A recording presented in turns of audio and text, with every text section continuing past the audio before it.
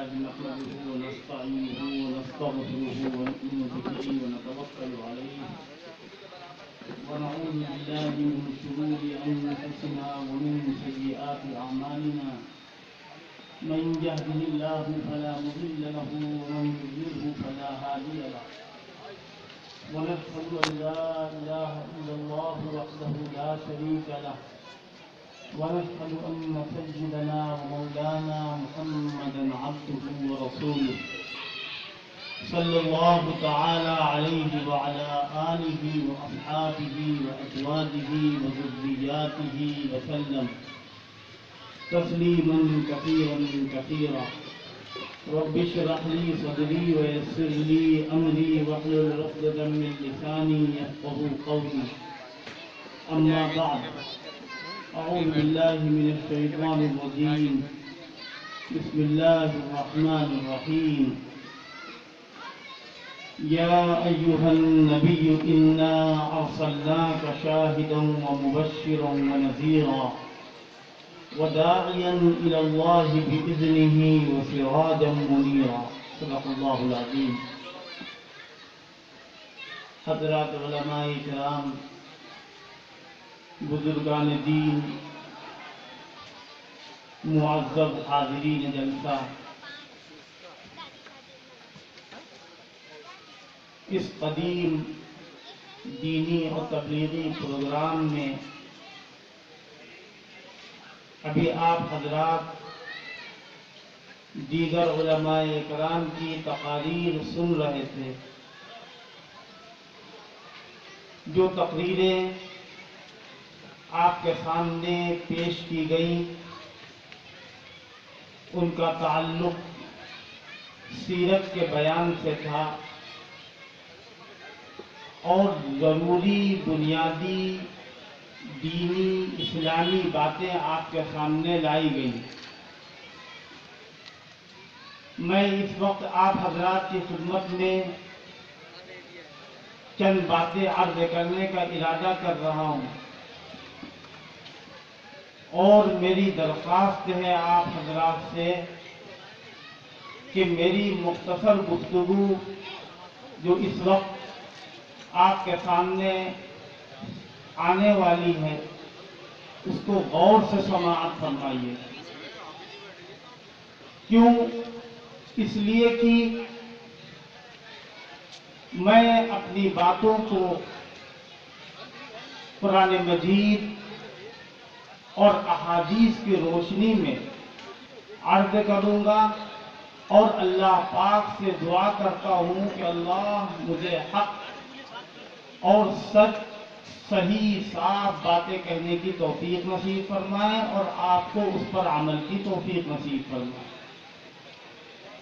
کیونکہ ان جلسوں کا مقصد اور تقاضا ہی یہی ہے کہ یہاں لوگ سننے کے لیے آئے ہیں، سن کر کے جائیں، طے کر کے جائیں، دیگر کاموں سے اپنے آپ کو دور رکھ کر کے سیرت النبی کے بیان کو غور سے سنیں. اللہ تبارک و تعالی نے قرآن مجید کے اندر اپنے آخری پیغمبر جناب محمد الرسول اللہ صلی اللہ تعالی علیہ وسلم کا ذکر فرمایا ہے. جو حضور کا ذکر ہے اسی کا نام ہے سیرت النبی. سیرت کا مطلب ہے نبی کا تذکرہ. سیرت کا مطلب ہے نبی کے صحابہ کا تذکرہ. سیرت کا مطلب ہے قرآن کی تعلیم اور اسلام کی تعلیم اور قرآن کی ہدایت. اللہ تعالیٰ اپنے بندوں سے کیا چاہتا ہے؟ جب ہم قرآن دیکھتے ہیں تو اس سے یہ بات معلوم ہوتی ہے کہ اللہ پاک اپنے بندوں کو جنت اور جنت کی نعمتیں دینا چاہتا ہے. اللہ اپنے بندوں کے لیے یہ چاہتا ہے کہ میرے بندے صحیح راستے پر چل کر کے جنت کے مستحق بنے. کیا ہمارا ایمان، ہمارا گمان ہمارا یقین یہ نہیں ہے کہ ہم جنت کے مستحق بن جائیں؟ میں یہ دیکھ رہا ہوں کہ آپ حضرات کی توجہ ادھر ادھر ہے، میری طرف دیکھیے، میں بیان کر رہا ہوں قرآن اور حدیث کی بات، اس کو غور سے سنیے، بعد میں پچھتائیں گے۔ اللہ تبارک و تعالی نے قرآن کے اندر جو بات ارشاد فرمائی ہے، میں آپ کے سامنے اس کو عرض کرتا ہوں۔ کیا فرمایا اللہ نے؟ یا ایھا الذین آمنوا اتقوا اللہ حق تقاتہ، اے ایمان والو ڈرو اللہ سے جتنا ڈر سکتے ہو۔ اس لیے اللہ نے بندوں کو پیدا کیا، بندے اللہ سے ڈرے، اور جو اللہ سے ڈرتا ہے وہ کامیاب ہو جاتا ہے۔ اللہ سے ڈرنے کا کیا مطلب ہے؟ ہر منکر سے پرہیز کرنا اور ہر بھلی بات، نیک اور معروف بات کو اختیار کرنا۔ اللہ کے سارے نبی دنیا کے اندر اسی لیے آئے۔ دنیا کی ہر چیز اللہ کی بندگی کرتی ہے، دنیا کی ہر مخلوق اللہ کی تسبیح کرتی ہے۔ ہوا اللہ کی تسبیح کرتی، آگ اللہ کی تسبیح کرتا ہے، اسی طریقے سے درخت اللہ کی تسبیح کرتا ہے، پہاڑ اللہ کو یاد کرتے ہیں، پتھر اللہ کو یاد کرتے ہیں۔ ایک مرتبہ ابو جہل نے حضور نبی کریم صلی اللہ تعالی علیہ وسلم سے پوچھا، اے محمد یہ بتا دو کہ میرے ہاتھ کی اس مٹھی میں کیا ہے؟ حضور پاک صلی اللہ تعالی علیہ وسلم نے جواب دیا، میں بتاؤں؟ جو تیرے ہاتھ میں ہے اس سے پوچھ کہ میں کون ہوں۔ ابو جہل گھبرا گیا اور اپنے ہاتھ کی طرف دیکھتا ہے، ہاتھ کے اندر جو کنکریاں تھی ان کنکریوں سے آواز آئی، اشہد ان لا الہ الا اللہ واشہد ان محمد رسول اللہ۔ پتھر بھی گواہی دے رہا۔ کیوں؟ اس لیے اللہ تبارک و تعالی نے اپنے وجود کا احساس کائنات کے ذرے ذرے کے اندر رکھا ہے، پانی کے قطرے قطرے کے اندر رکھا ہے۔ اللہ کے وجود کا احساس ہر چیز کر رہی ہے۔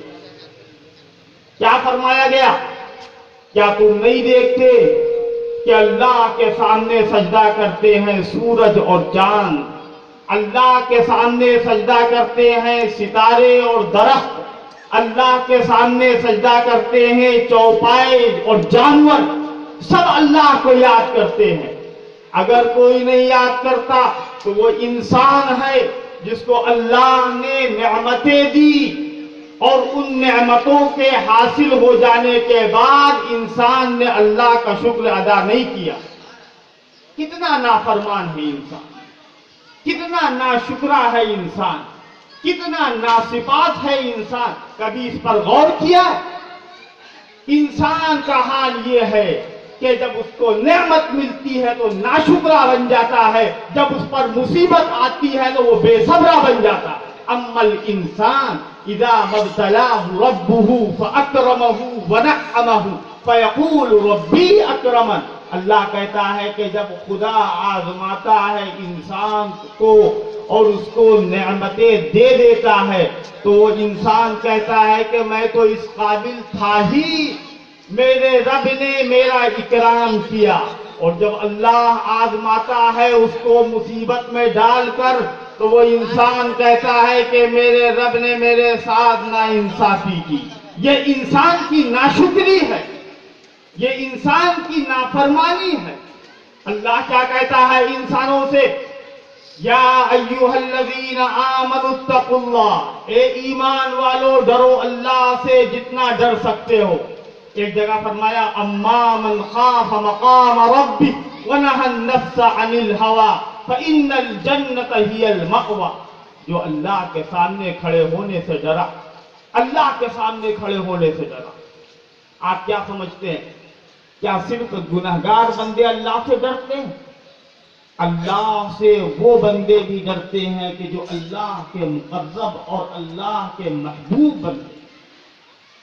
ہمارے آقا، ہمارے مولا، سرکار انبیاء، سرتاج اولیاء، احمد مجتبیٰ محمد مصطفیٰ صلی اللہ تعالی علیہ وسلم رات بھر اللہ کے سامنے کھڑے ہو کر کے نماز پڑھ رہے، قرآن کی تلاوت کر رہے ہیں، پیر سوجے جا رہے ہیں، لیکن کیا آپ کو نہیں معلوم تھا کہ اللہ نے آپ کے سارے گناہ بخش دیے ہیں؟ اللہ نے آپ کو معصوم بنایا ہے، اللہ نے آپ کو گناہوں سے پاک کیا ہے۔ آپ نہ چھوٹا گناہ کر سکتے نہ بڑا گناہ کر سکتے، پھر اللہ سے کیوں ڈر رہے ہیں؟ کیا عمدہ بات فرمائی ہمارے آقا جناب محمد الرسول اللہ صلی اللہ تعالی علیہ وسلم نے۔ کیا فرمایا؟ کیا میں اپنے رب کا شکر گزار بندہ نہ بنوں؟ کیسی عجیب بات۔ ایک مرتبہ حضرت فاروق اعظم رضی اللہ تعالی عنہ، بڑے جلیل القدر صحابی، بڑے صابر، بڑے صاحب الایمان، متصلب فی الایمان، متحمس فی العقیدہ، اشداء علی الکفار کا نمونہ کون؟ فاروق اعظم، جن کی زبان پر حق جاری ہوتا تھا، جن کے قلب سے حق کے انوار برستے تھے، وہ فاروق اعظم۔ ایک مرتبہ ایک گھر سے گزر رہے ہیں، قرآن مجید کی تلاوت ہو رہی ہے، سورۃ الطور پڑھی جا رہی ہے، فاروق اعظم کھڑے ہو گئے، سننے لگے۔ سننے کے بعد ایسا گریا، ایسا خشوع اور خضوع طاری ہوا کہ کئی دن تک بے ہوش رہے، بیمار رہے۔ یہ اثر تھا قرآن مجید کی تلاوت کے سننے کا۔ اسی لیے اللہ نے فرمایا ہے تقشعر منہ الجلود، کہ وہ لوگ ہیں کہ جن کے جسم کانپ جاتے تھے، اور ان کا حال یہ ہوتا تھا کہ جب ان کے سامنے قرآن پڑھا جاتا تھا تو ان کا ایمان بڑھ جاتا تھا۔ اور آج ہمارے سامنے قرآن پڑھا جاتا ہے تو ہمارے اوپر کوئی اثر نہیں ہوتا۔ یہ وہی قرآن ہے کہ جو اب سے 1500 سال پہلے مکے کے اندر اور مدینے کے اندر نازل ہوا۔ دو طرح کے لوگ تھے، ایک وہ لوگ کہ جب ان کے سامنے قرآن پڑھا جاتا تھا تو ان کا کفر بڑھ جاتا تھا۔ یہ کون لوگ تھے؟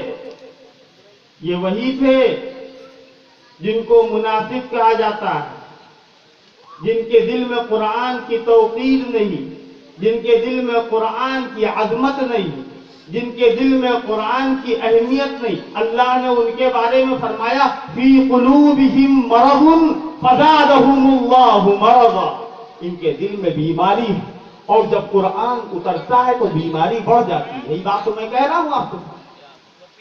اور ایک دوسرے وہ لوگ تھے کہ جو حضور پاک صلی اللہ تعالی علیہ وسلم کی صحبت میں، آپ کی مجلس میں بیٹھنے والے تھے، یعنی عبداللہ ابن مسعود، عبداللہ ابن عباس، حضرت ابو ہریرہ، عبداللہ ابن ام مکتوم، بلال، عمار، خباب، یہ لوگ جن کے بارے میں اللہ نے کہا کہ اذا تلیت علیہم آیاتہ زادتہم ایمانا، جب قرآن کی آیتیں پڑھی جاتی ہے تو ان کا ایمان بڑھ جاتا ہے۔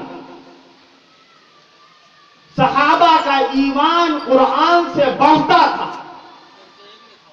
اللہ تبارک و تعالی نے ان کی تعریف فرمائی، اور یاد رکھیے کہ جب اللہ کے ذکر سے دل کو سکون حاصل ہوتا ہے تو اللہ تبارک و تعالی اس دل کو شیطان کے فتنے سے محفوظ رکھتا ہے، اور جب انسان کا دل اللہ کے ذکر سے غافل ہو جاتا ہے تو اللہ اس دل کے اوپر شیطان کو مسلط کر دیتا ہے۔ کیا فرمایا؟ من یعش عن ذکر الرحمن، من یعش عن ذکر الرحمن نقیض له شیطانا، جو اللہ کے ذکر سے اعراض کرتا ہے ہم اس کے اوپر شیطان کو مسلط کر دیتے ہیں۔ کیا شیطان مسلط نہیں ہے؟ آج ہم نام کے مسلمان ہیں، آج ہماری صورتیں، ہماری زبان، ہمارا اقرار اسلام ہے، باقی اور کچھ نہیں ہے۔ اگر زبان سے کہتے ہو کہ ہم مسلمان ہیں تو کامیاب نہیں ہو سکتے۔ غزوہ خندق میں، جس کو غزوہ احزاب بھی کہا جاتا ہے، غزوہ احزاب اس لیے کہا جاتا ہے کہ اسلام کے مقابلے میں بڑی فوجیں سامنے کھڑی ہوئی۔ اللہ کے پیغمبر جناب محمد الرسول اللہ صلی اللہ تعالی علیہ وسلم نے حکم دیا صحابہ کرام کو کہ تم کو اللہ کے راستے میں جہاد کرنا ہے، اور اللہ کیا فرماتا ہے کہ وہ وقت یاد کرو کہ جب غزوہ خندق میں تمہارے سامنے سے، تمہارے پیچھے سے، تمہارے دائیں سے، تمہارے بائیں سے، ہر طرف سے یہود، نصارا، مشرکین، مجوس کی فوجیں کھڑی ہوئی تھی تم کو برباد کرنے کے لیے، تم کو مٹانے کے لیے، لیکن اللہ نے اس وقت تمہاری مدد کی تھی۔ اور کیسے مدد کی تھی؟ اللہ نے ایسی ہوا بھیج دی تھی کہ جس ہوا کے مقابلے میں ان کے ارادے کمزور پڑ گئے اور ان کے قدم ڈگمگانے لگے۔ اللہ کیا فرماتا ہے کہ اے مسلمانوں، وہ وقت یاد کرو اذ جاءوکم من فوقکم ومن اسفل منکم واذ زاغت الابصار، تمہاری نگاہیں کام نہیں کر رہی، وبلغت القلوب الحناجر، اور تمہارے کلیجے منہ کو آنے لگے تھے، وَتَظُنُّونَ بِاللَّهِ الظُّنُونَ، اس وقت تم اللہ سے طرح طرح کے گمان کر رہے۔ اللہ کیا فرماتا ہے آگے؟ هُنَالِكَ ابْتُلِيَ الْمُؤْمِنُونَ وَزُلْزِلُوا زِلْزَالًا شَدِيدًا، اس وقت تمہاری کڑی آزمائش کی گئی تھی۔ کیوں؟ اس لیے کہ جب انہوں نے ایمان کی سچائی کا ثبوت دیا تو اللہ کی نصرت ان کے ساتھ ہوئی، اور اگر صرف اسلام کا نام زبان سے لیتے ہو تو اللہ کی مدد نہیں آئے گی، اللہ کی نصرت نہیں آئے گی۔ آج مسلمانوں کو اللہ سے بڑا شکوہ کہ اللہ کی مدد کیوں نہیں آتی، اللہ کی نصرت کیوں نہیں ہوتی، ہم غالب کیوں نہیں ہوتے، ہم کو جیت اور ہم کو کامیابی کیوں نہیں حاصل ہوتی۔ اس کا ریزن اور اس کا سبب اپنے اندر تلاش کرو۔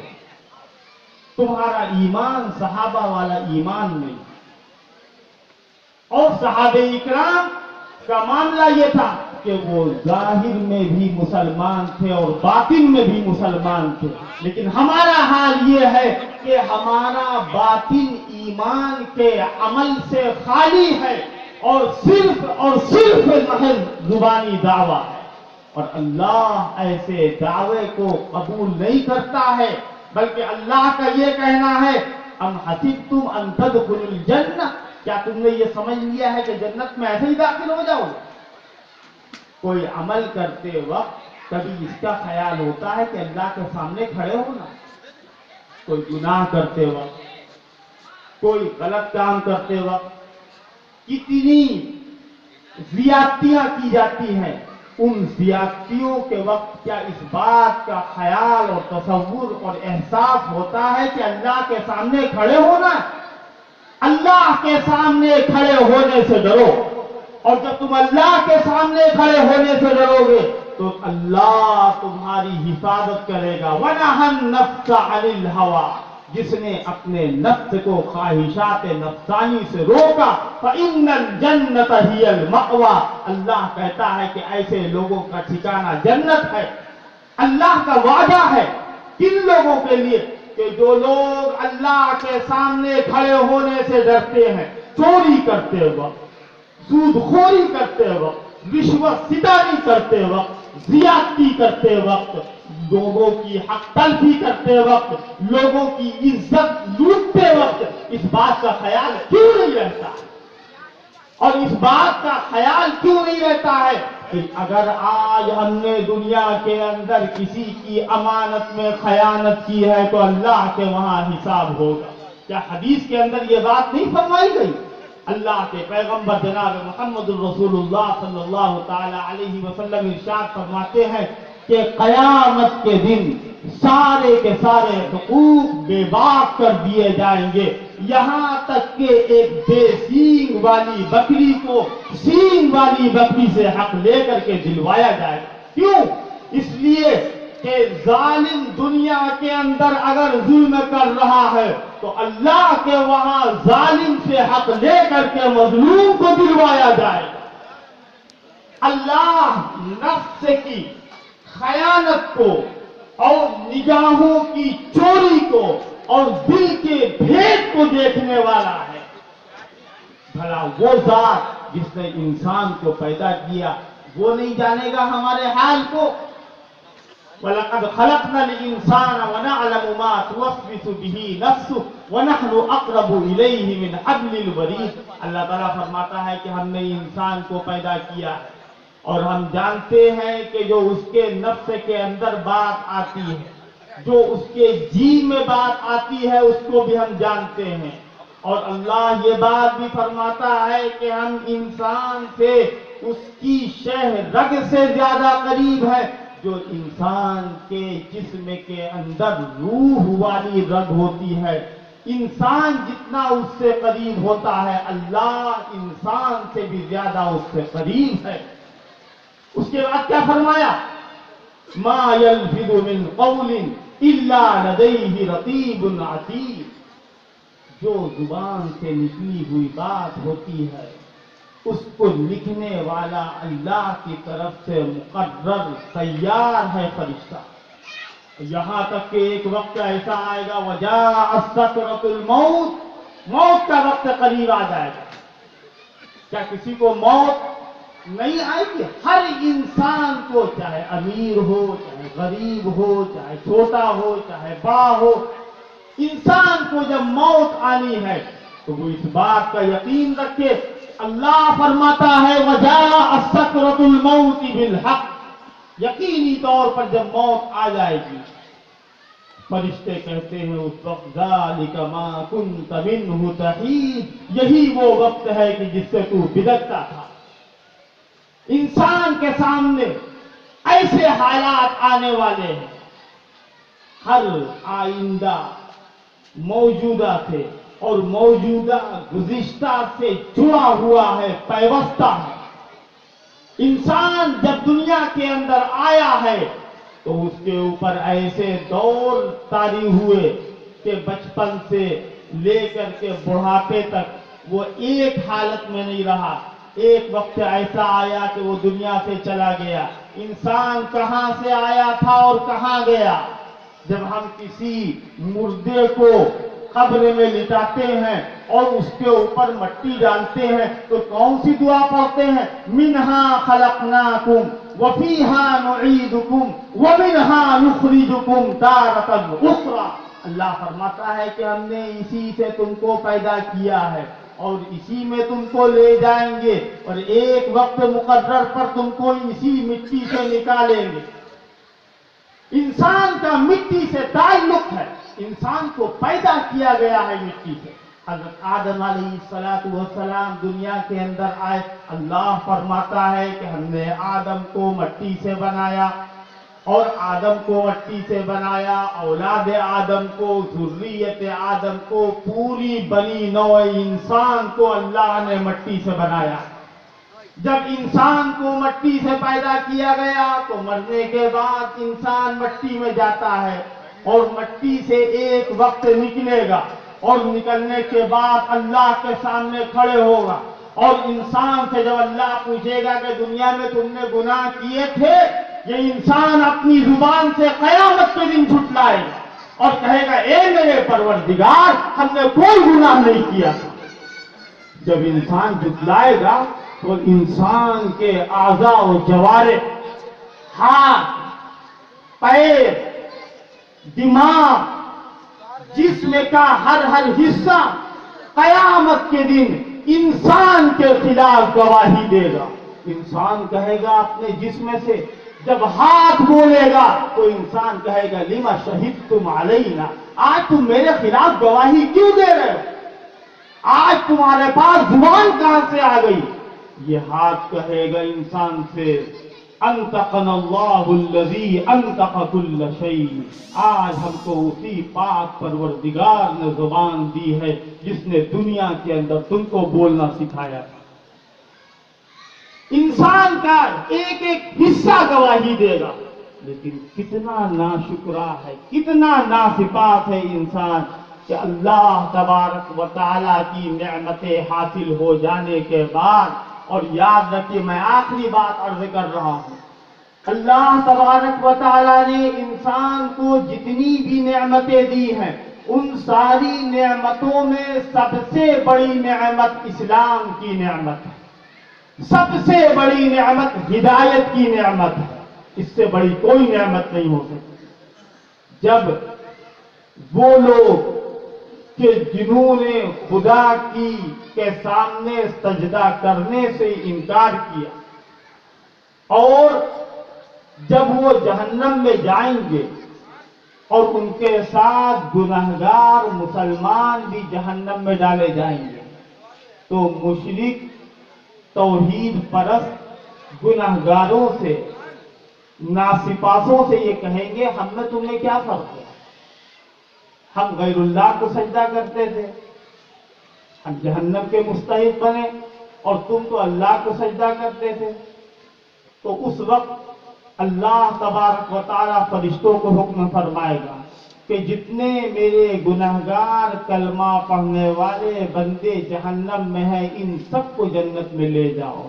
اس وقت کفار تمنا کریں گے کیا اچھا ہوتا کہ ہم نے دنیا کے اندر اپنی زبان سے کلمہ لا الہ الا اللہ محمد الرسول اللہ پڑھ لیا۔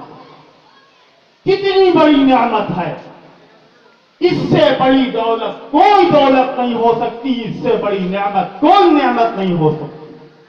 اللہ تعالیٰ کی مہربانی ہے، اللہ نے ہم کو انسان بنانے کے ساتھ ساتھ اللہ کا کلمہ پڑھنے والا بنایا۔ تو اے اللہ کا کلمہ پڑھنے والوں اور اللہ سے اپنا عہد وفا باندھنے والوں، کان کھول کر کے سن لو، اللہ نے یہ کائنات اور اس کائنات میں ہم کو بیکار نہیں پیدا کیا ہے، اس لیے پیدا کیا ہے تاکہ ہم اللہ کی بندگی کریں اور اسلام پر ہماری موت ہو، ہمارا خاتمہ ایمان کے اوپر ہو، اور دنیا سے جب ہم جائیں تو اللہ کا کلمہ لے کر کے جائیں اور اسلام کی دعوت لے کر کے جائیں۔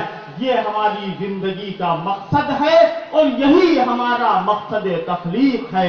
اللہ پاک ہم کو سیرت النبی پر چلنے کی توفیق نصیب فرمائے، اسلام کے راستوں کو سمجھنے اور اسلام کی صحیح دعوت کو صحیح طریقے سے قبول کرنے کی توفیق نصیب فرمائے۔ وآخر دعوانا الحمدللہ رب العالمین۔ سبحان اللہ، سبحان اللہ۔